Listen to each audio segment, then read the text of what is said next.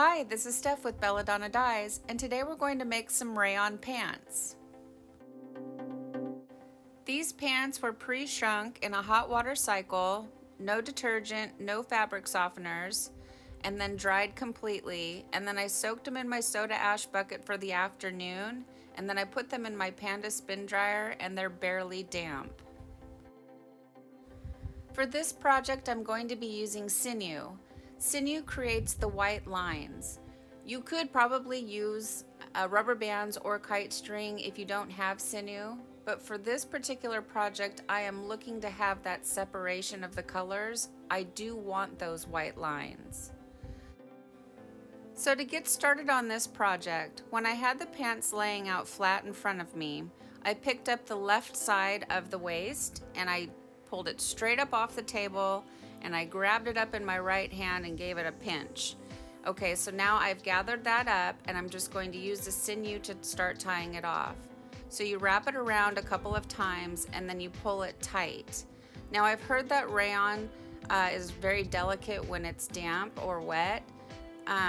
Yeah, wet I could see, you don't want to rip it out of the washing machine, but as far as pulling the sinew tight, I have had no issue so far with any tears.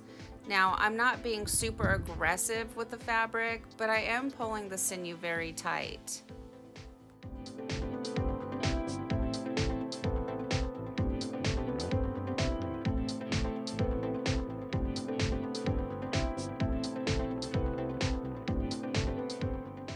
As I'm editing this, I'm just watching myself thinking, my gosh, I really need my sinew puller. I just ordered one from Nikolai Slavin. I believe that's how you say his name. And when I'm using my sinew puller, we'll talk more about it, but I'm excited to get using it. So as I'm working my way down the pants, I'm making different size widths. So I'm making some are wide, some are narrow. I do 2 or 3 narrow sections together, then a couple wide. I'm just being really random with it. And with each section, you'll see me ruffle up the pants a little bit. I want it to have a really organic feel. I don't want it to be just like bullseyes all the way down the pants. So rough them up and then just be super random with the sinew ties. Now I'm going to speed this way up. I did pretty good this time. It only took me about 25 minutes to wrap these pants up, so I'm getting a lot faster. But I've been able to edit it down to about 5 minutes of tying. And if that's too long for you to watch, please just go ahead and fast forward.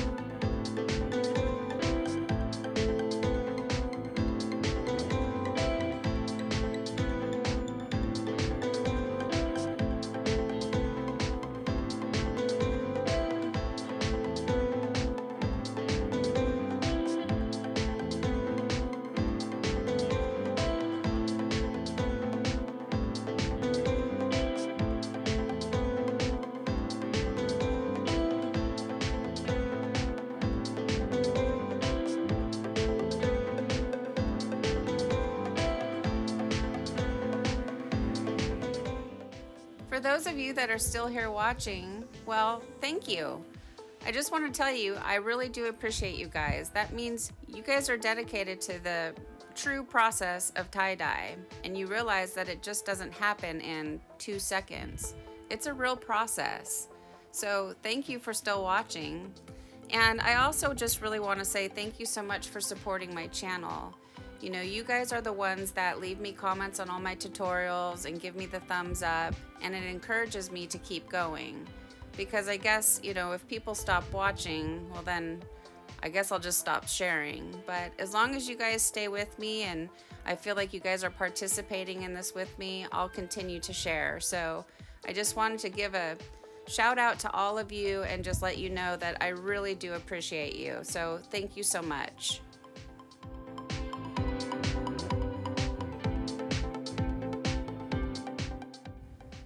As we're getting down to the end here, you may have noticed that one of the legs is disappearing.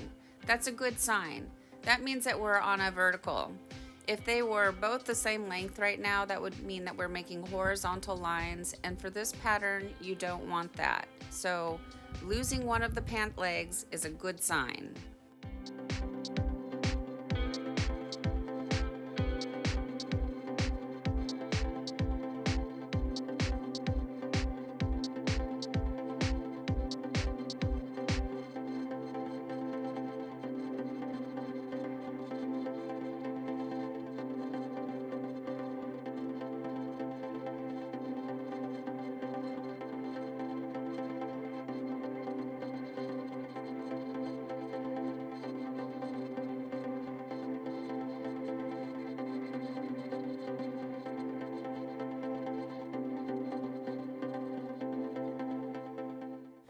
Yay, we made it through the tying part. So I set the pants aside and I went and gathered up all my dye, and my silicone cake molds are all in use for this project, so I had to make myself a foil barrier for the ice. You could also use cardboard. I just found for this particular shape, the foil, I thought it would just be easier to work with. And it's super old school, so if you don't have the cake molds, most of you are probably using foil. Now for the dye placement, I'm just doing a repeating pattern.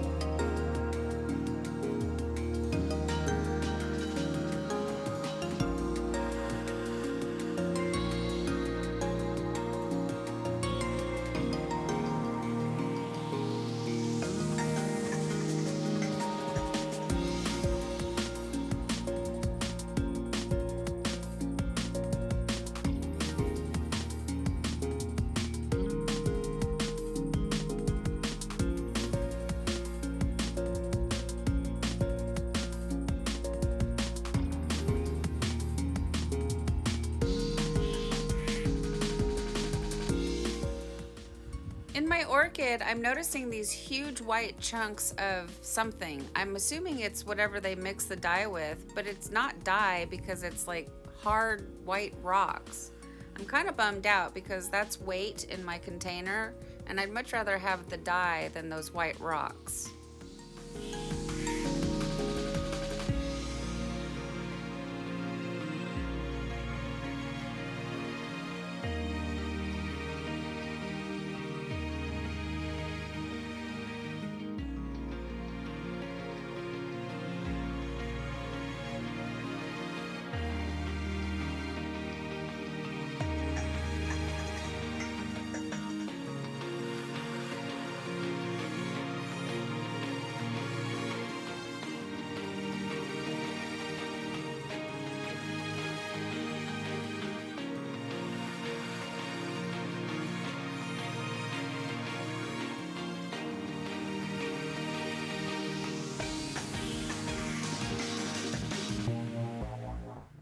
Well, I ended up counting wrong and was left with one section, so I just decided to pick my favorite color.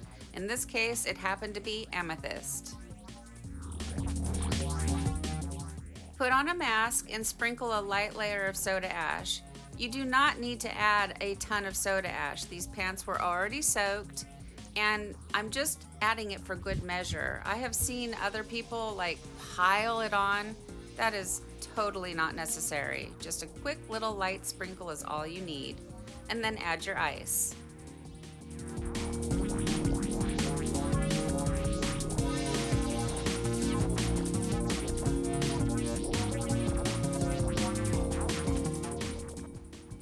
After the first layer of ice melted, I came back and I checked the pants.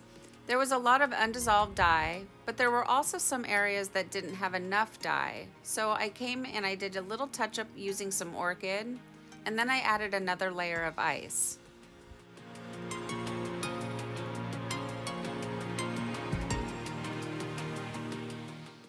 It got late, and so I went to bed, and so now we're on to the next day. So you want to flip them over and repeat the process. And I just followed the same exact steps that I did the first time. I repeated my dye pattern, gave it a sprinkle of soda ash, and then added more ice. As you see, I grab a handful of spoons. I do not use the same spoon for the whole entire project. I use a clean spoon for each little jar of dye. And I also reuse my spoons. I just rinse them off in the sink and then I throw them in the dishwasher, and when they're completely dry, I stick them back in the box.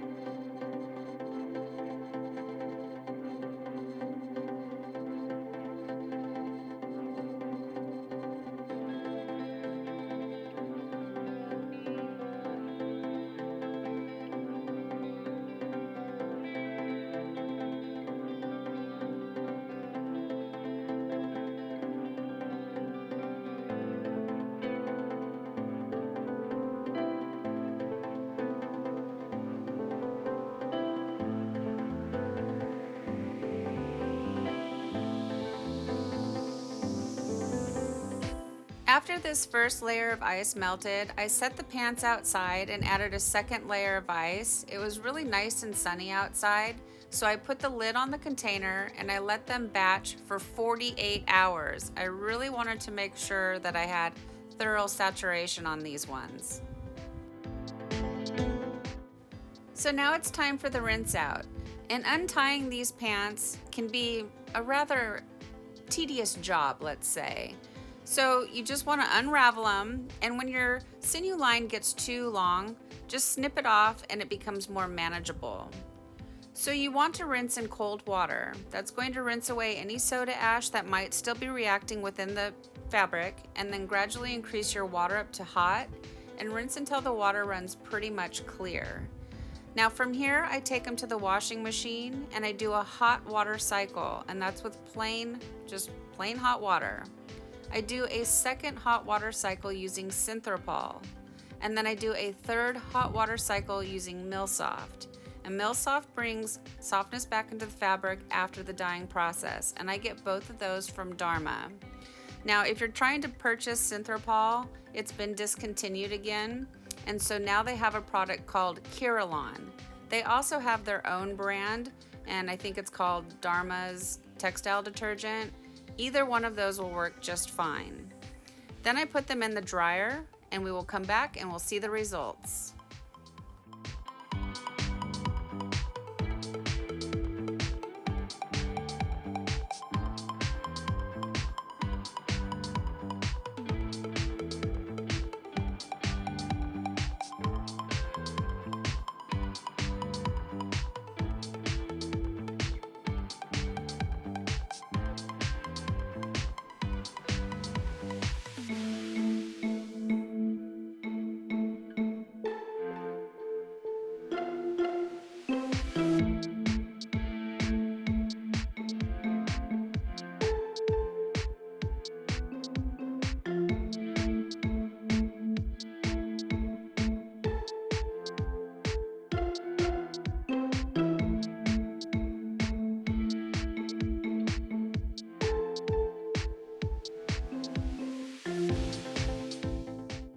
Well, here they are, guys. Here's our pants after they've been washed and dried.